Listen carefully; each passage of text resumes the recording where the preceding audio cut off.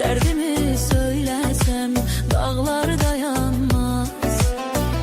Sen benim kimi kimseler yanmaz. Bir cemen alışır yanı bağlara. O yan ey yatmışım desem uyanmaz. Derdimi söylesem dağlar dayanmaz. Sen benim kimi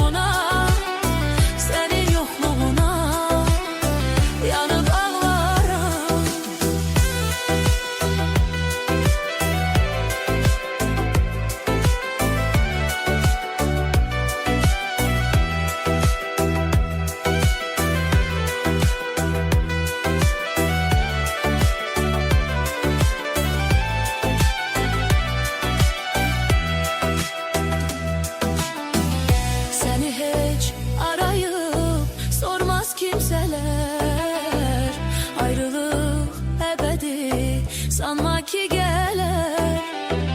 Geride ne kalır boş hatireler.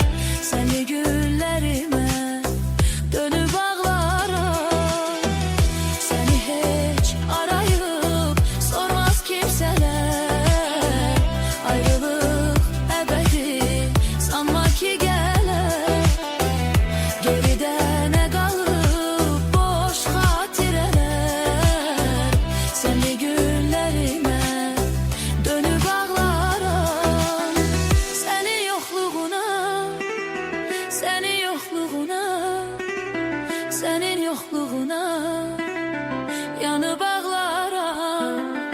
Senin yokluğuna, senin yokluğuna, senin yokluğuna yanıp ağlarım. Uyan ey yatmışım desem uyanmaz.